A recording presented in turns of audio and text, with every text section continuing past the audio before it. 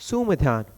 आदरणीय प्रधानाचार्य जी, उप प्रधानाचार्य जी, निर्णायक मंडल, अध्यापक गण और सभी श्रोतागणों को मेरा सादर अभिनंदन। आज हम सब यहाँ अंतरसदनीय कविता वाचन प्रतियोगिता के संदर्भ में इकट्ठे हुए हैं। आप सभी श्रोतागणों से विनम्र विनती है कि कार्यक्रम समाप्त होने तक शांति बनाए रखें ताकि सभी कार्यक्रम का आनंद उठा सकें। सर्वप्रथम मैं सभी को इस प्रतियोगिता के नियमों के विषय में बताना चाहूँगा।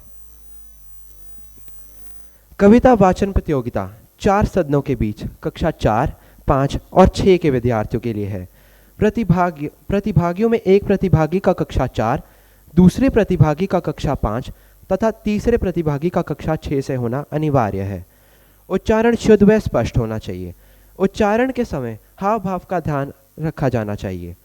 कविता के विषय का चयन प्रतिभागी स्वेच्छा से कर सकते हैं। तीनों प्रतिभागियों के अंक जोड़कर सदन का स्थान निर्धारित होगा। कविता वाचन करते समय विद्यार्थी किसी वस्तु का प्रयोग नहीं कर सकता। प्रतियोगिता में चुनी कविता की भाषा आपत्तिजनक नहीं होनी चाहिए।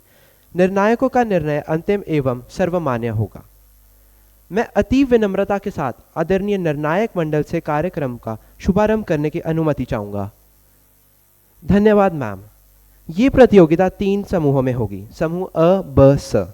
सबसे पहले ग्रुप अ के प्रतिभागियों को आमंत्रित करना चाहेंगे, जिसमें कक्षा 4 के प्रतिभागी होंगे। कल्पनाओं के पंखों से भरेंगे हम रंग, कल्पनाओं के पंखों से भरेंगे हम रंग, रचनात्मकता की बयार को सुनकर रह जाएंगे सबदंग। सर्वप्रथम मैं कक्षा 4 के प्रतिभागी मायरा सलूजा को बुलाना चाहूँगा, जो बताएंगी कि जीवन के कई प्रश्न ऐसे होते हैं जिनके उत्तर ढूंढना बहुत जरूरी हो जाता है, और अगर वे प्रश्न ना पूछे जाएं तो बिना उत्तर के ही रह जाते हैं। तो चलिए देखें कि मायरा क्या प्रश्न करने आ रही हैं। Round of applause please.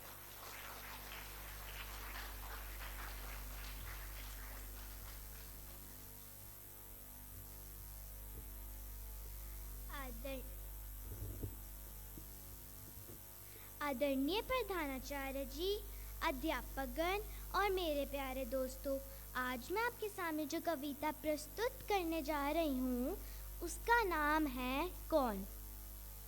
अगर न होता चांद रात में हमको दिशा दिखाता कौन, अगर न होता सूरज दिन को सोने जैसा चमकाता कौन, अगर न होती निर्मल नदियाँ जग की प्यास बुझाता कौन, अगर न होते पर्वत मीठे झरने भला बहाता कौन, अगर न होते पेड़ हरियाली फैलाता कौन, अगर न होते फूल बताओ खिल खिल मुस्कुराता कौन, अगर न होते बादल नभ में इंद्रधनुष रच पाता कौन, अगर न होते हम तो बोलो ये सब प्रश्न उठाता कौन, अगर न होते हम तो बोलो ये सब प्रश्न उठाता कौन। धन्यवाद।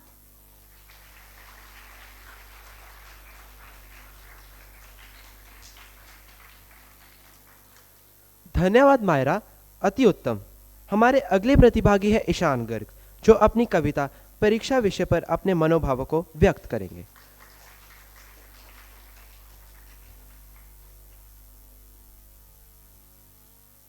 नमस्कार। यहाँ उपस्थित निर्णायक मंडल तथा सभी छात्रों को मेरा हार्दिक अभिनंदन। आज मैं आपके समक्ष अपनी कविता प्रस्तुत करने जा रहा हूँ। आशा करता हूँ आप इसका आनंद उठाएंगे। सुबह से शाम तक जप रहे थे पप्पू जी भगवान का नाम, बार बार खा रहे थे बादाम और लगाए थे जमकर झंडू बाम। घर वालों को समझ आ गया था कि आ गया था इम्तिहान, लेकिन उनका सिर है जाम। पप्पू जी को याद नहीं है पाठ का नाम और ना ही विषयों का ज्ञान। परीक्षा के एक दिन पहले से ही पप्पू जी को रात को नींद नहीं आ रही थी। 2 दिन से घर पर चल रहा था पूजा पाठ। भगवान के नाम पर खा खा कर पंडित जी के हो रहे थे ठाट। पप्पू जी सोच रहे थे अगर फेल हुआ तो डंडे से होगा मिलाप, और इसके बाद गले से सीधा का तीव्र आलाप। जैसे तैसे करके परीक्षा का दिन आया। उनके आसपास फिर नाच रहा था परीक्षा का साया। उस दिन माँ ने उसके माथे पे शूरवीर की तरह टीका लगाया, लेकिन वहां पर भी माँ का आशीर्वाद काम न आया।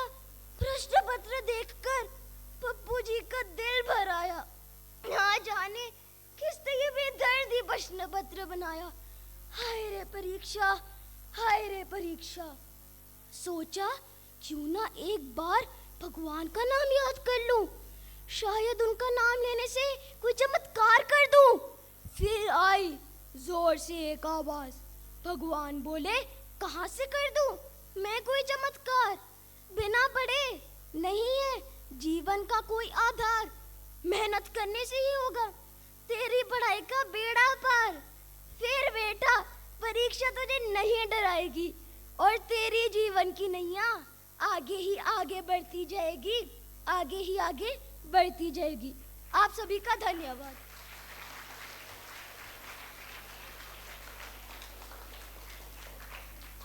धन्यवाद ईशान। अब आप सब समझ ही गए होंगे कि परीक्षा बिना मेहनत के उत्तीर्ण नहीं की जा सकती, इसलिए हमें मेहनत का महत्व समझना चाहिए। अगली प्रतिभागी है प्रणीय, जिनकी कविता का विषय है बाल श्रम शर्मसार करें।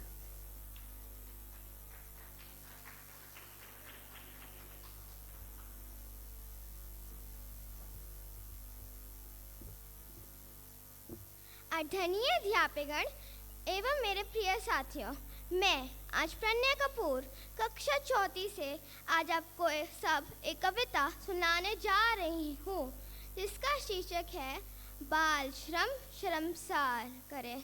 श्रम करने में शर्म नहीं, पर बाल श्रम शर्मसार करें। पढ़ने की आयु में जीवन का सहार करें। अभिभावक शायद उन्हें हुनर सिखाना चाहते हैं, मासूमियत की बलि देकर धन कमाना चाहते हैं। कब चेतेंगे कब जागेंगे, मानवताधिकार करें। श्रम करने में शर्म नहीं, पर बाल श्रम शर्मसार करें। नियोजक शायद उनसे मनचाहा काम लेना चाहते हैं, मजदूरी की कौड़ियों का दाम देना चाहते हैं। कब तक मासूम बच्चे हाथों में औजार धरें। श्रम करने में शर्म नहीं, पर बाल श्रम शर्मसार करें। धन्यवाद।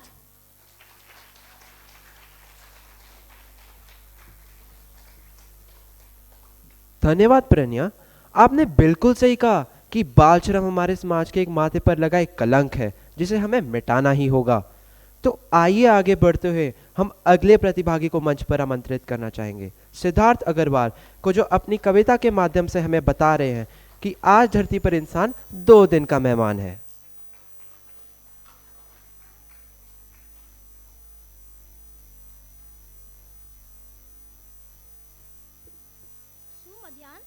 आदरणीय मुख्य अध्यापिका जी, निर्णायक मंडल, शिक्षकगण एवं मेरे प्रिय साथियों, आज मैं कक्षा 4 से सिद्धार्थ आपके सामने धरती पे इंसान की वजूद की एक तस्वीर को एक कविता के रूप में प्रस्तुत करने जा रहा हूँ, जिसका नाम है धरती पे इंसान कुछ दिन का मेहमान। धरती पे इंसान कुछ दिन का मेहमान, तू सर उठा के जिए जा, नेक कर्म से तू छोड़ जा निशान। जो गुनाह सितम की राहों पे चलते जाए, वे कहाँ चैन से सो पाए। सितम की राहों पे कितने हुए हैं दफन, कितने हुए हैं शमशान। कुछ तो दुनिया से अलग खुद की नेक राह चुन, खुद के अलावा औरों के वास्ते कुछ तो सपने तू बुन। यह दिशाए फिजाए सूनी सूनी नन्ही उदास निगाहें करे तेरा इंतजार। उन जिंदा दिलों में भर दो उमंग और जान, ऊंची मंजिलें पाके बनाओ अपनी पहचान। सच्चाई, मेहनत, नेक कर्म ही इबादत, नेक कर्म से इंसान सर उठा के जिए। दुनिया में इंसान परेशान, करम से चलती ये धरती, करम से चलता ये जहान। याद रख लो, सितम रोकने, इंसानियत बचाने की खातिर जो होते हैं कुर्बान, ज्ञान के मुसाफिर जो बांटते बूंद बूंद नेक ज्ञान, जिनकी हथेली कंधों पे होती जहान, वे इंसान ही होते हैं महान। करो उनका सम्मान, उनकी तरह जियो, थोड़ा तो उनका रख लो अभिमान। उनका अभिमान ही बनेगा तुम्हारा अभिमान। तुम भी बनाओगे अपनी पहचान, तुम भी बनाओगे अपनी पहचान। जिंदगी रहते एक पहचान बना लो, क्योंकि धरती पे इंसान कुछ दिन का मेहमान, धरती पे इंसान कुछ दिन का मेहमान। धन्यवाद।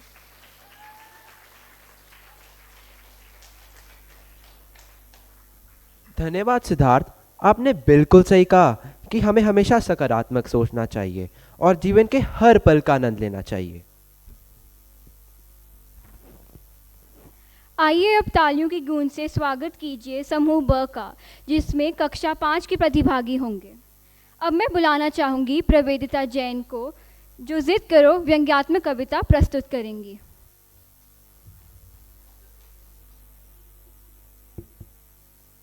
आदरणीय उप प्रधानाचार्य महोदय, अध्यापकगण, निर्णायक मंडल एवं मेरे देश की नैया के भावी कर्णधारों, आज मैं आपके समक्ष एक कविता प्रस्तुत करने जा रही हूँ, जिसका शीर्षक है जिद करो। जिद करो, जिद करो कि दुनिया बदल जाए, जिद करो कि दुनिया बदल जाए। जिद हो ऐसी जो गलत को सही कर जाए। सहरा में नदियाँ बहने लगें, सहरा में नदियाँ बहने लगें, बंजर धरा भी हरी हो जाए। जिद हो हर भूखे को रोटी मिले, जिद हो हर भूखे को रोटी मिले।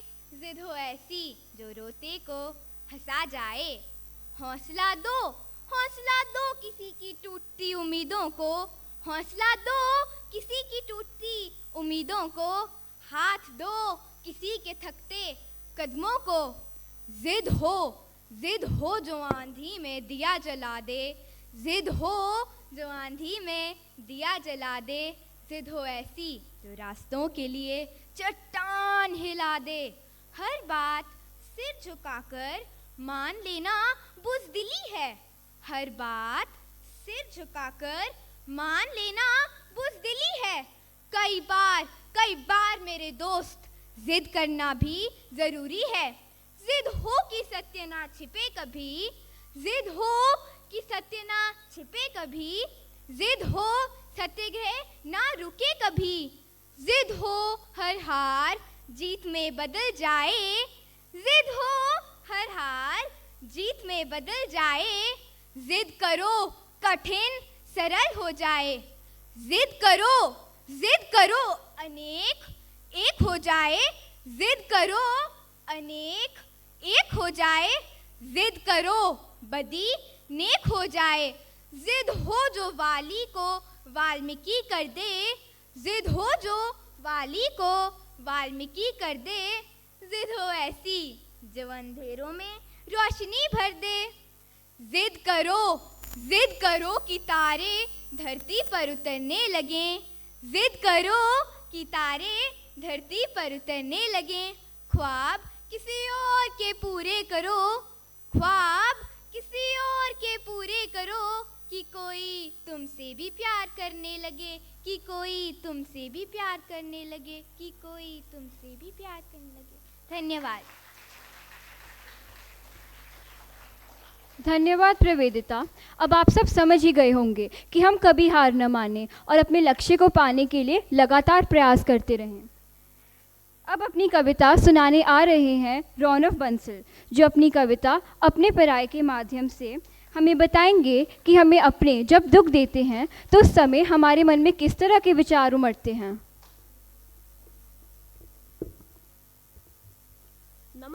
नमस्कार। यहाँ उपस्थित निर्णायक मंडल तथा सभी छात्रों को मेरा हार्दिक अभिनंदन।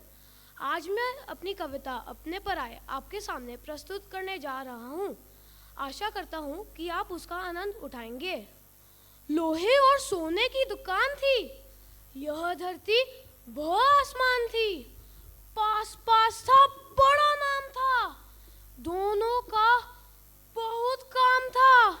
लोहा नित पीटा जाता था। अरे लोहा नित पीटा जाता था। सोना भी थप्पड़ खाता था, पर लोहा ज्यादा चिल्लाता था जब जब वह पीटा जाता था। एक रात जब सब सोए थे, मीठे सपनों में खोए थे, सोना बोला यो लोहे से, भैया क्यों चिल्लाते ऐसे? हम दोनों पीटे जाते हैं। अरे हम दोनों पीटे जाते हैं। मार सदा दोनों खाते हैं, पर आप ज्यादा चिल्लाते हो। क्यों शोर मचाते हो? लाभ नहीं कुछ चिल्लाने से। अरे लाभ नहीं कुछ चिल्लाने से, अपनी पीड़ा को गाने से। पूरी दुनिया निंदा करती है, किसकी पीड़ा वह हरती है। लोहा बोला, ओ दीवाने, तू मेरी पीड़ा क्या जाने। अरे तुझे तो है गैर सताता, मैं अपनों से पीटा जाता। बेगाने हैं जब दुख देते, हम चुपचाप उसे सह लेते। अपने जब पीड़ा पहुंचाते, कभी ना हम उसे सह पाते। अपनों का निर्दय आघात प्राणों को मत देता तात। सोने ने समझी जब बात, नींद ना आई सारी रात। समझ गया वह जीवन का सार, टूट गया सब मोह का तार। अब मन ने समझी मन की बात, अब नहीं लगेगा कोई आघात। चैन से सोया सारी रात, फिर वह चैन से सोया सारी रात। धन्यवाद। धन्यवाद रौनक। तो इनकी कविता से हमें सीख मिलती है कि हमें कभी भी दुख में दबित नहीं होना चाहिए। अब हमारे सम्मुख अपनी कविता लेकर आ रहे हैं जागृत शर्मा, जिनकी कविता का शीर्षक है बचपन वाली बात नहीं।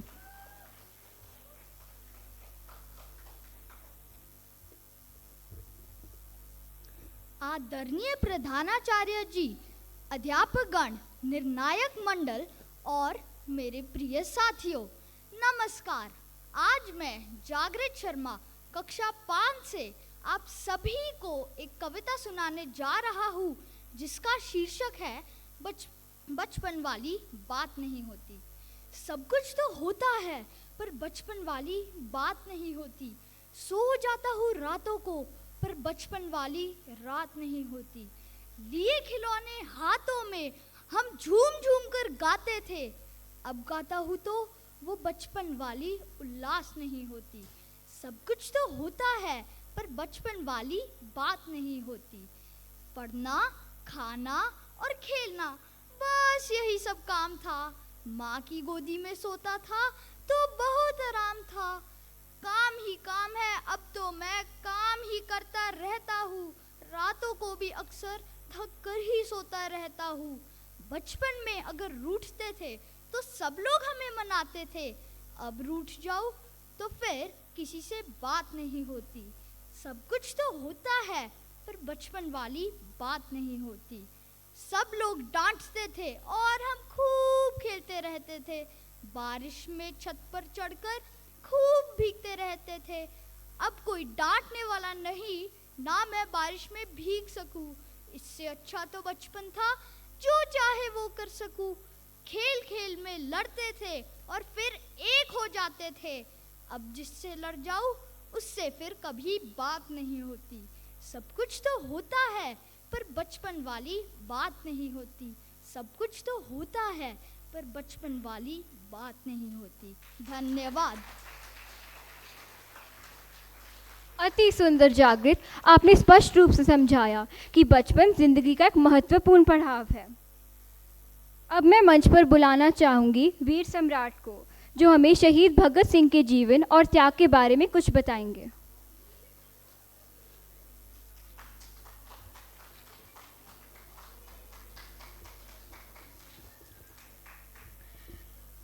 आदरणीय मुख्य अध्यापिका जी, निर्णायक मंडल, अध्यापकगण व मेरे प्रिय साथियों, आज मैं वीर सम्राट आपको अपने देश के वीरों की वीरता की गाथा एक कविता के माध्यम में प्रस्तुत करने जा रहा हूं और इसका शीर्षक है शहीद भगत सिंह।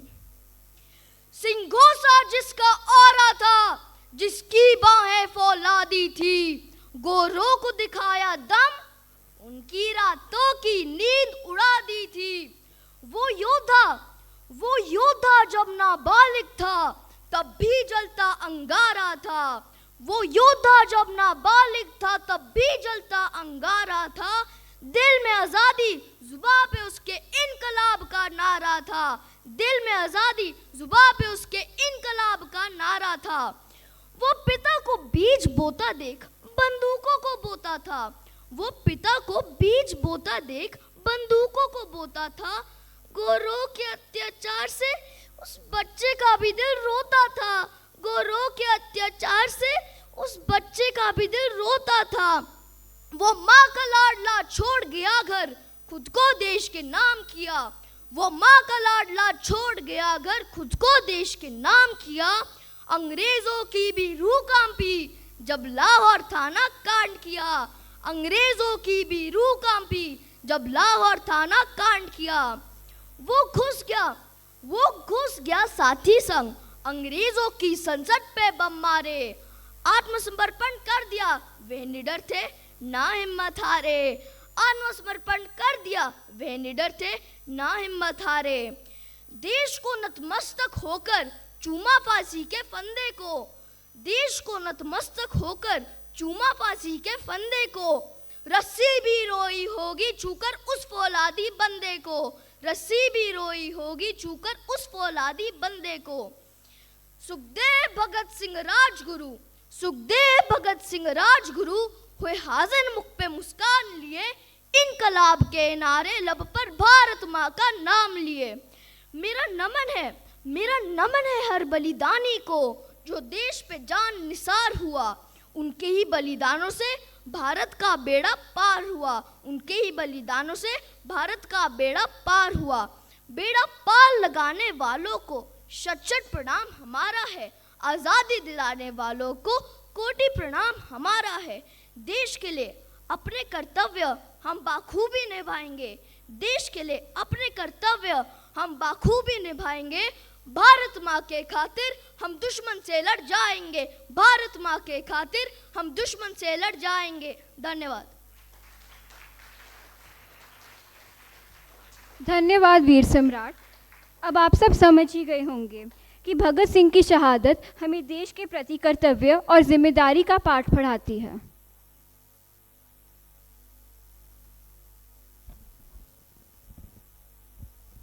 प्रतिभागियों के लिए जोरदार तालियां, क्योंकि आपकी उपस्थिति ही हमारा मान बढ़ाती है, मंच पर आने का हमें साहस दिलाती है। मैं ग्रुप स के प्रतिभागियों को मंच पर बुलाना चाहूँगा, जिसमें कक्षा 6 के प्रतिभागी होंगे। रद्दी, अक्सर हम इसे बेकार समझते हैं, कुछ ऐसा जिसे फेंक दिया जाए। लेकिन क्या कभी आपने सोचा है कि इस रद्दी में कितना ज्ञान छिपा हो सकता है? इन्हीं भावों को लेकर अपने विचार प्रस्तुत करने जा रही हैं राहत ढिल्लो।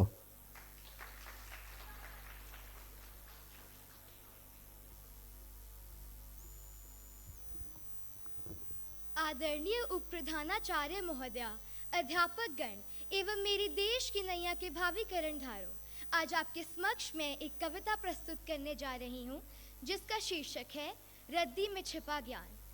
एक बार की बात है, शहर में तो मच गई खलबली। नया नियम आया, सबको देनी थी रद्दी कचरे की बलि।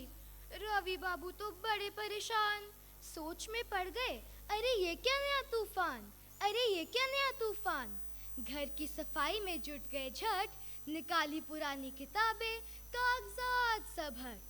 बोरी भरकर पहुंचे बाजार, कचरे वाले से बोले, ले जाए उपकार, ले जाए उपकार। कचरे वाला हंसा और बोला चालाक, क्या है इसमें, कुछ तो बता दो मालिक। रवि बाबू बोले, ये सब है बेकार, पर इसमें छिपा है थोड़ा ज्ञान का प्यार, इसमें छिपा है थोड़ा ज्ञान का प्यार। कचरे वाला बोला, ज्ञान का खेल है निराला, कभी रद्दी में छिपा तो कभी निकला उजाला। लोगों की आदत तो बड़ी कमाल, रद्दी में भी ढूंढते हैं बेमिसाल, रद्दी में भी ढूंढते हैं बेमिसाल। रवि बाबू मुस्कुराए, सोच में पड़े, सच में बेकार चीजों में भी ज्ञान के धागे जुड़े। जीवन का सबक भी है यही, कचरे में छिपा हो सकता है कुछ सही, कचरे में छिपा हो सकता है कुछ सही। तो दोस्तों सुनो ये प्यारा राज, हर चीज में मिल सकता है एक नया अंदाज। चाहे कचरा हो या पुरानी किताबें बेकार, हर जगह मिल सकता है ज्ञान का संसार, हर जगह मिल सकता है ज्ञान का संसार। हंसी मजाक में ही सही पर बात तो है सही, ज्ञान तो हर जगह है, बस नजर हो नहीं। चाहे रद्दी हो या कोई पुराना अखबार, हर पल में छिपा है एक अनोखा संसार, हर पल में छिपा है एक अनोखा संसार। धन्यवाद।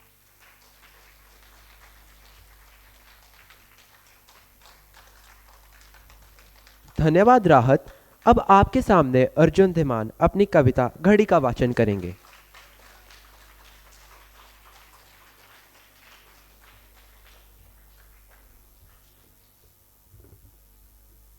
नमस्कार, यहाँ पर आए निर्णायक मंडल तथा सभी छात्र गुणों को मेरा प्यार भरा वंदन। आज मैं अपनी कविता प्रस्तुत करने जा रहा हूँ। आशा करता हूँ कि आप इसका आनंद उठाएंगे। घड़ी। शहर के नामी मॉल के खूबसूरत शोरूम में लगे पोस्टर पर नजर पड़ी। 5 लाख की घड़ी देखकर आंखें हो गई बड़ी। इससे पहले कि हटाते नजर, खूबसूरत सी एक सेल्स कन्या ने आकर कहा, मैं आपकी क्या सहायता कर सकती हूँ? सहायता? हमने कहा मैडम ये कैसे लूट है?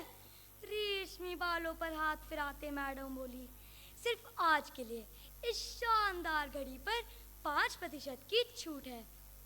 हमने कहा वाह, ऑफर धमाकेदार है, सही घड़ी पर आए हैं, हम ही इसके हकदार हैं। जरा दिखलाएं इस घड़ी में क्या है खास, ये भी बताएं। यह बात सुनते ही मैडम मुस्कुराने लगी, बोली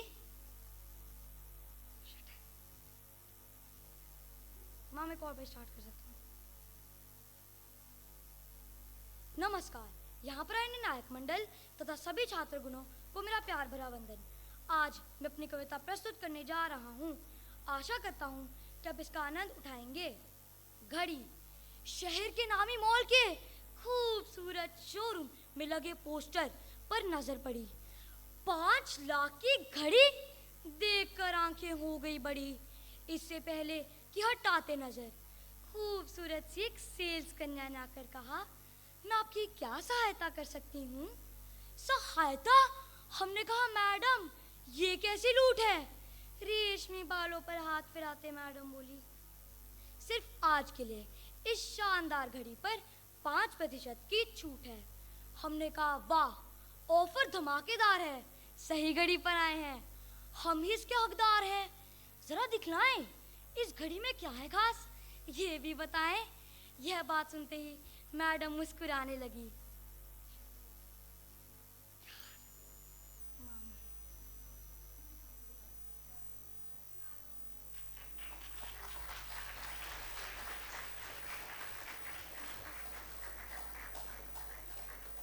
धन्यवाद अर्जुन, आपने बिल्कुल सही कहा कि महंगी घड़ी एक स्टेटस सिंबल हो सकती है, लेकिन एक खुशी नहीं खरीद सकती। अब हमारे प्रत्यक्ष लावण्या अय्यर अपनी कविता जीवन की पाठशाला को लेकर प्रस्तुत हो रही हैं।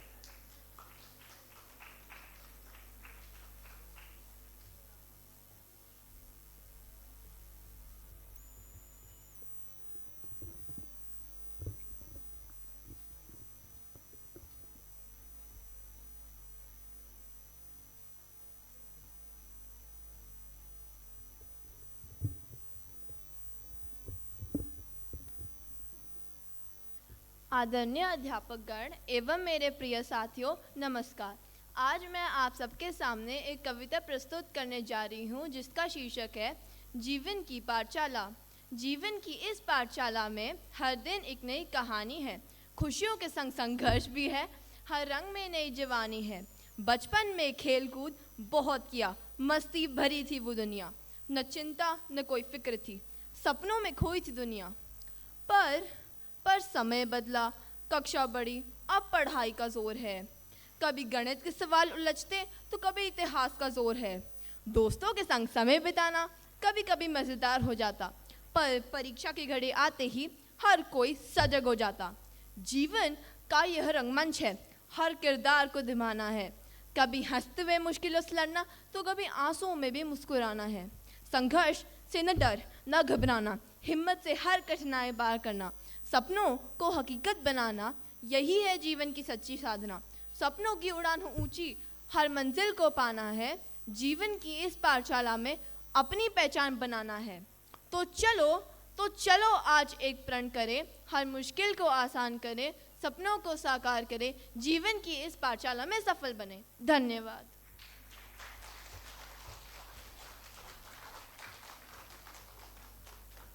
धन्यवाद लावण्या, आपने बहुत खूब कहा कि हमें जीवन की पाठशाला से सबक सीखना चाहिए। तो आइए आगे बढ़ते हुए हम आज की इस प्रतियोगिता के अगले और अंतिम प्रतिभागी अनन्या खुराना को मंच पर बुलाना चाहेंगे, जो दादाजी का विश्व रिकॉर्ड विषय में कविता सुनाएंगे।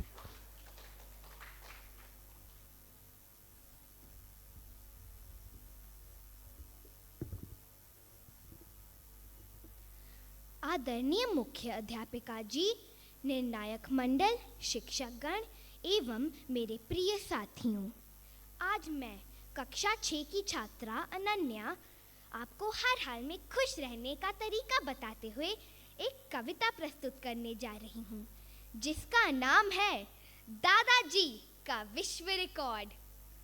दादाजी मेरे बड़े ही दिलदार हैं, बड़े मेहनती हैं, बड़े खुददार हैं, खुद ही सारे काम करेंगे, जिद उनकी है, पूरे घर को दौड़ा लेते, धुन के पक्के हैं।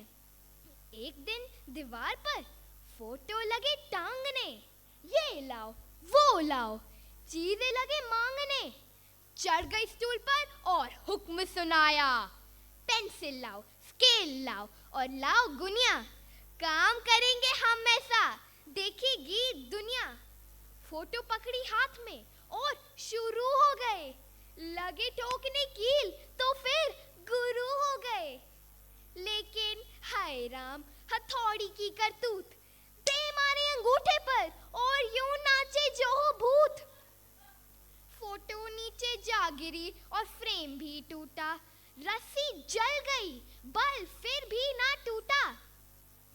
5 मिनट में खत्म हो गई ये राम कहानी, लेकिन दादाजी ने भला कब किसकी मानी।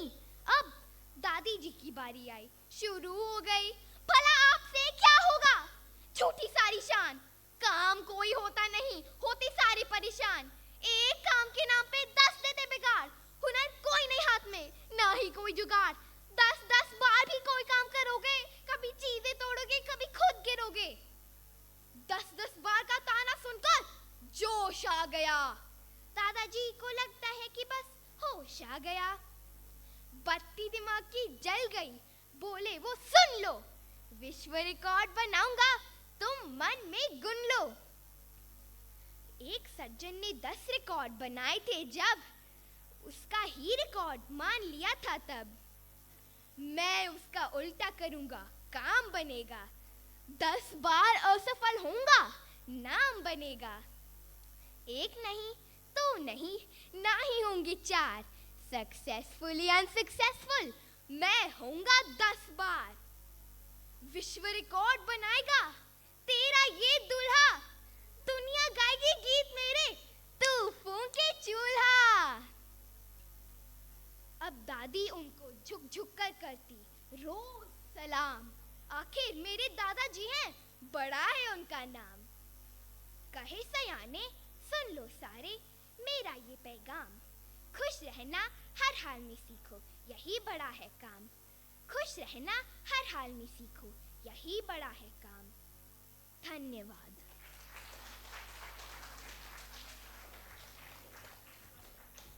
धन्यवाद अनन्या, बहुत खूब। अब आप सब समझ ही गए होंगे कि दादाजी ने अपनी उम्र को पीछे छोड़ते हुए काम कर दिखाया और साथ ही सबके मन को भी खुश कर दिया।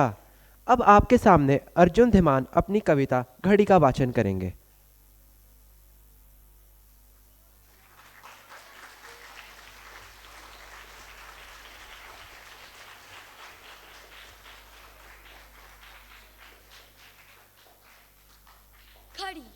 शहर के नामी मॉल के खूबसूरत शोरूम में लगे पोस्टर पर नजर पड़ी।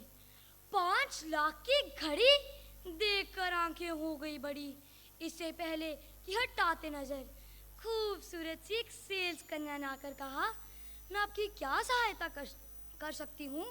सहायता? हमने कहा मैडम ये कैसी लूट है? रेशमी बालों पर हाथ फिराते मैडम बोली, सिर्फ आज के लिए इस शानदार घड़ी पर 5% की छूट है।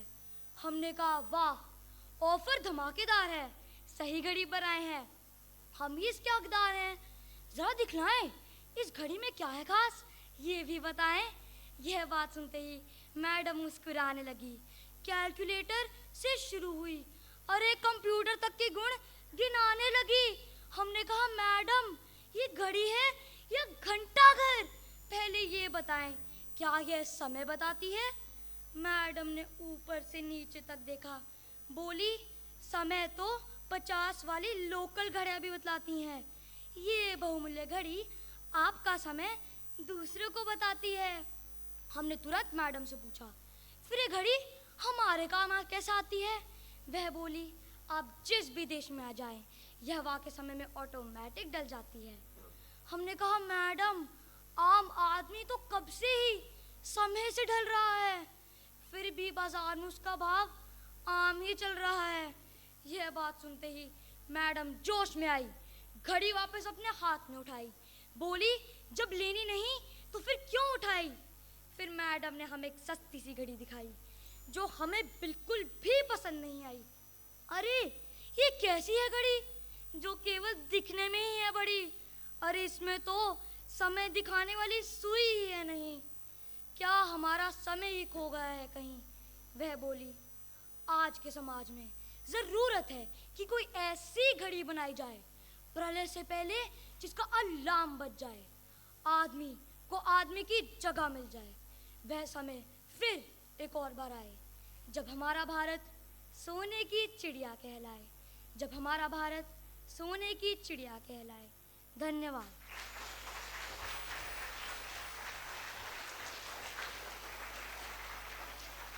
धन्यवाद अर्जुन। धन्यवाद अर्जुन, आपने बिल्कुल सही कहा कि महंगी घड़ी एक स्टेटस सिंबल हो सकती है लेकिन एक खुशी नहीं खरीद सकती। इस प्रकार प्रतियोगिता का अंतिम चरण भी समाप्त हो गया है। एक बार जोरदार तालियों से सभी प्रतिभागियों का हौसला बढ़ाएं।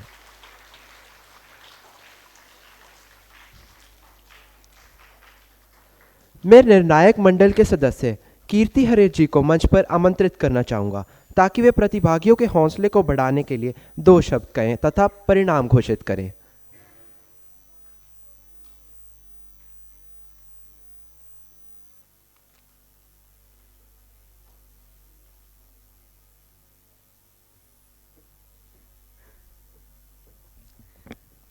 सुमध्याह्न आप सबको। इतनी सुंदर रचनाएं और इतना सुंदर उद्घोषण मुझे नहीं लगता कि हम कर सकते अगर हम आपकी उम्र में थे तो। आपने बहुत अच्छा किया, I must appreciate, and you can definitely applause for your self because it is not easy. The thoughts, the poignant thoughts that you represented through the poems and the rendition, it was so beautiful that it has left a mark on my heart and on my head. So I can only say that yes, keep it up. And Anu ma'am, आपने एक बार ही कहा था कि हमारे बच्चे ma'am Hindi तो बहुत अच्छा नहीं करते हैं, मगर मुझे कहना पड़ेगा कि ये हिंदी इतना अच्छा करते हैं जितना ये अच्छा इंग्लिश में करते हैं। सो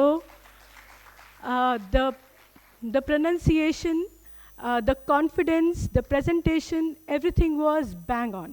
So definitely I'm going back highly impressed and highly appreciative. I'm sure all the teachers would agree with me. Yes, and this is your gift to your teachers on the Teachers' Day. You demonstrated excellence here. You touched so many people's hearts, and the content of the poetry had strong messages. I hope we can retain those and we can take the best from them, right? That's my urge to you, right? Thank you, children.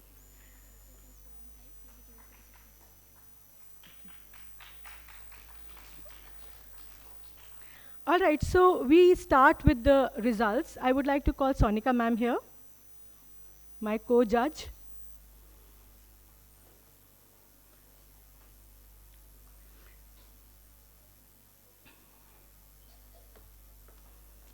Ma'am, please start with class 4. Class 4, fourth position goes to Myra Vikramshila, and third position goes to Pranya, and second position goes to Siddharth Agarwal, and first position goes to Ishan Garg.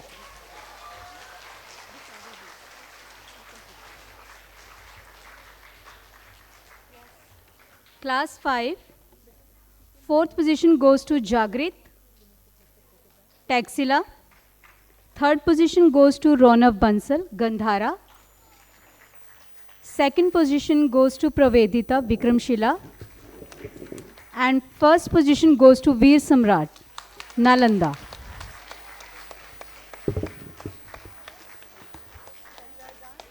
Class 6,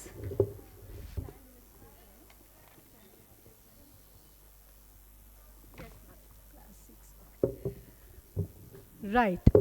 So class 6, fourth position has been secured by Lavanya Iyer. The third position has been secured by Arjun Dhiman. Arjun, you were very good. It's just that you lost marks for memory. It doesn't matter. You still stand among the top 3. Congratulations. The second position goes to Rahat Dhillon. And the winner is Ananya Khurana. I would like to invite all the Hindi department teachers for a group photograph.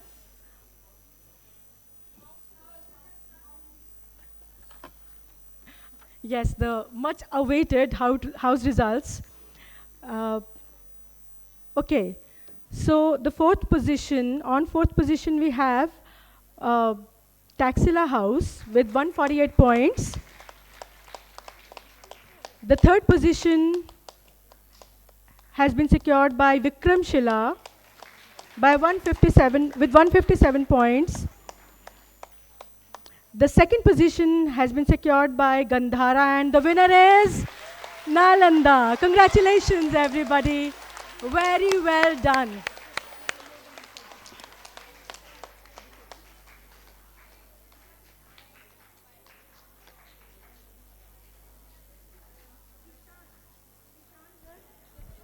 Hello. अब मैं हिंदी विभाग के सभी अध्यापकों और निर्णायक मंडल को group photograph के लिए मंच पर आमंत्रित करना चाहूँगा। इसके साथ ही आप सभी से अनुरोध है कि ऑडिटोरियम में अनुशासन बनाए रखें। अंत में मैं आरव और पाखी अपने हिंदी विभाग की ओर से आप सभी को धन्यवाद करते हैं कि आपने इस कार्यक्रम को सफल बनाने में पूरा योगदान दिया। सभी विद्यार्थियों से निवेदन है कि वे अपनी सीट पर बैठे रहें।